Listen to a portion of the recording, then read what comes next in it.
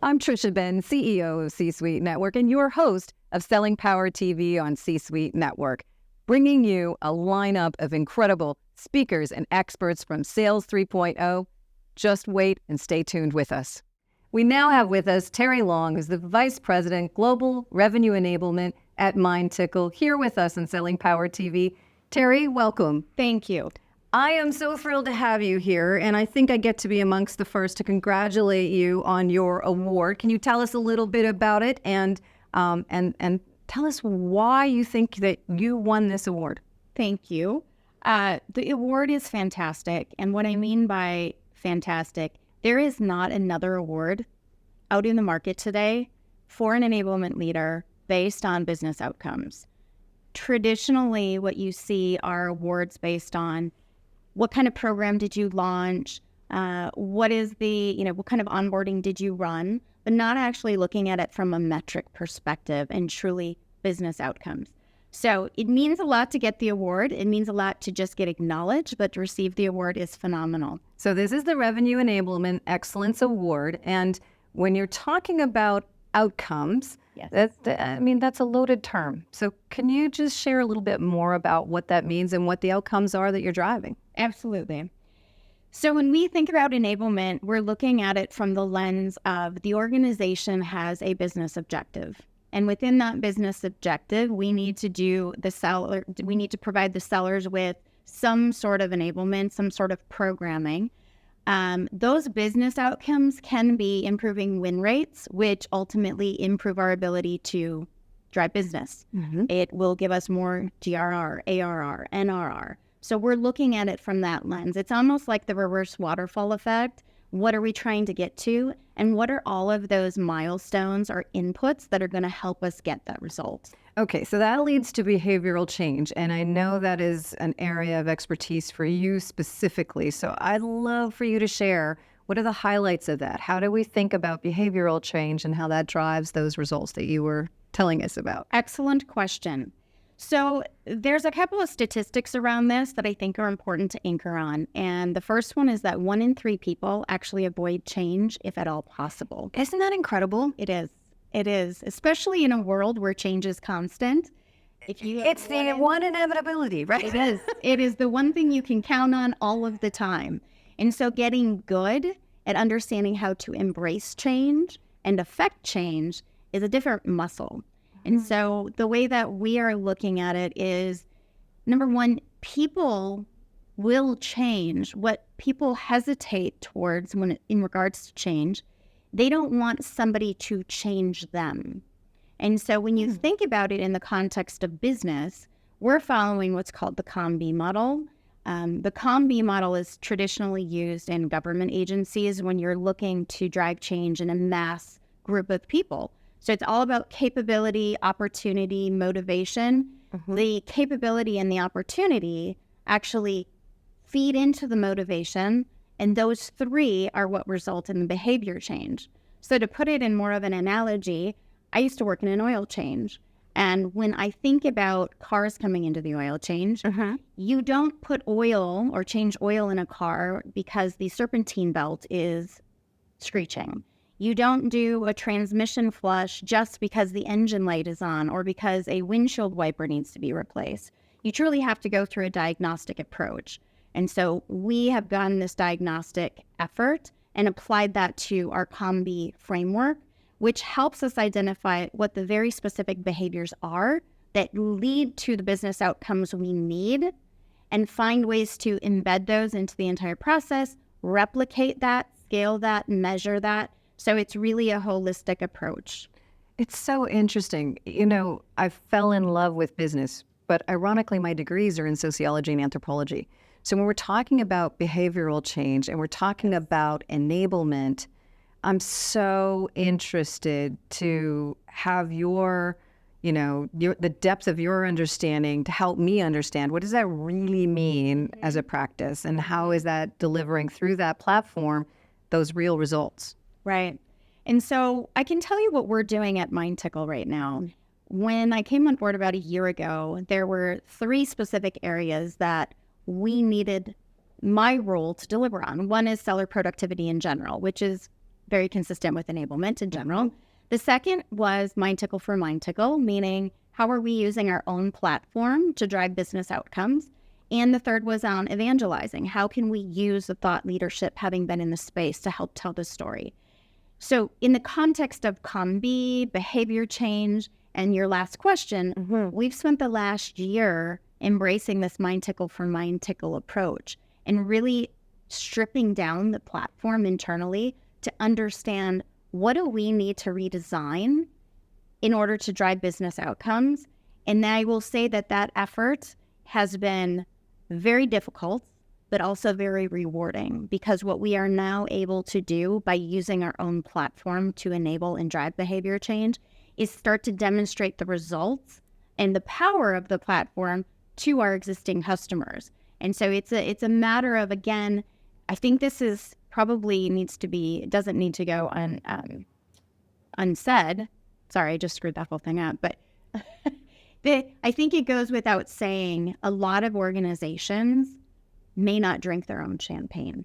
It's just not a best practice. And why? Because it's really hard to do. It's hard to do. It's hard to drive that kind of change. It's hard to measure that change. And so that has been a big focus of our team this year, is to understand what we can do to drive that change and really make it stick. I have to just, I can't help but smile and stop a giggle when you say, to actually do what we're preaching, right? Because it's so much easier to preach. It is. But to actually do it and then see those results and adjust accordingly. I can't help but ask you, and I'm so curious, what was the biggest surprise for you? When, it's like, okay, we're going to actually drink that Kool-Aid and we're going to do what we say needs to be done. I'm doing this right now with my own podcast and TV show. I'm the CEO of my company, but I am making meaningful content more useful, right? So I'm doing that even though I'm, this is not my all day, every day scenario. Right. But I'm so curious, what were you most surprised by? What was the most surprising outcome of what you were doing? It's a really good question. I don't know if I could land on one thing that was most surprising. I think what I would say, though, is the idea of break to build. We were leveraging our platform, but not in a way that was going to allow us to deliver on the business objectives that we had aligned. And it really took us, which is a hard thing to do, it took us a long time to introspectively look at what we had designed and how the product was organized, because customers were using our product very well. And from an insider perspective, there's many times where I would go back and say, well, if the customer's doing that, why can't I do that? Mm-hmm. And it was that we hadn't taken the time to reflect on internally what that needs to look like. Mm-hmm. And so I think it really was the break to build and having to really push against the grain, which you wouldn't think you have to push that hard against the grain, but you really do. You have to push against the grain. You have to build a coalition of agreement across an organization and really in the product teams.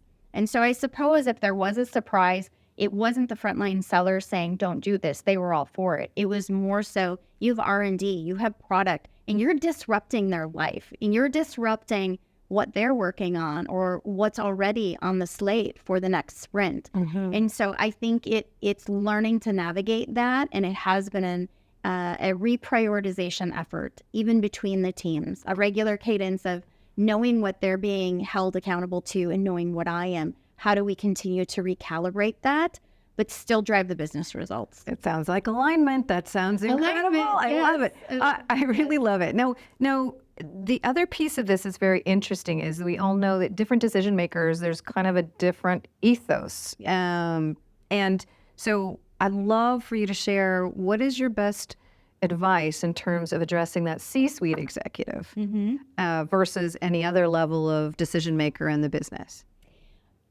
Two things. Fast frame.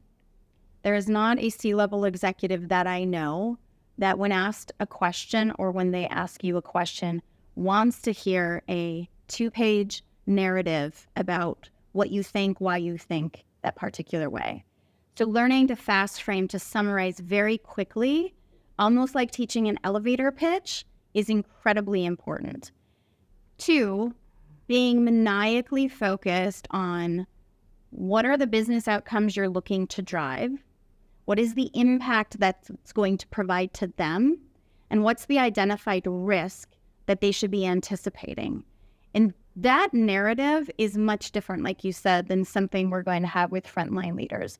But I think, again, I have definitely learned over the course of, especially I think the last 5 years, getting better at having that conversation, whether you want to call it a boardroom conversation, a C-suite conversation, but almost channeling your inner CEO. What would my CEO care about right now? And I will tell my reps on a regular basis as we're coaching them, when you're pitching to a CRO, do you think the CRO really cares about what you're saying? And if you're questioning it, go back and listen to CRO speak. Go back and read what's important to them. What are they sharing? What are they talking about? That's the narrative that you need to align with. And I think it's no different than us in the leadership. Figure out who your audience is and make sure that you're aligning to the way that they're thinking. Otherwise, it will not land. Mm-hmm. You know, Teri, I am so grateful for this time with you. And it's easy to see, you know, the Excellence Award. It's obvious that you're incredibly deserving of that. And I love that constant striving for learning, Yes. right? If you've been there, you're already done. You know, the fact of the matter is you're growing and striving and building. And I just absolutely love that. And if there's anything that Sales 3.0 and Selling Power stands for, that's probably, it has to be in the core there. Yes. I don't know if I want to say top 1 or 2 items, but I would love for you to share, what are you excited about with Sales 3.0? What's your biggest takeaway so far here? So last year was my first year here, and I remember telling Gerhardt that I was surprised in a very good way at the level of thought leadership, of content, of speakers, just the sheer level of insight that was coming out of every session. For me, that was last year. This year, what I've really, going back to your learning comment, what I have really appreciated, even starting last night, meeting with the different executives, is that while it may not be as lonely for me at a VP level, there's a pretty large coalition of VPs outside of enablement as well. At the C-suite level, it does get very lonely. And being a part of that conversation, and for somebody in my role who has continued to aspire to learn, I've spent time, I took the CRO Collective CEO Readiness course, for instance, and certification. People that are looking to grow, having an opportunity to meet and have conversations that are quite meaningful at that C level, for me, that's, I can't put a dollar on that. It's unbelievable. The networking's phenomenal, but just that level of learning for me introspectively, bar none. That's what inspires me every single day. And I'm so grateful to Gerhard for bringing together everybody in the sales industry and for you being here, Teri. So thank you so much for joining us on Selling Power TV. And that's a wrap. I'm Tricia Benn, CEO of C-Suite Network, your host of Selling Power TV. What an incredible set of conversations with the world's best experts in sales at Sales 3.0 with Selling Power.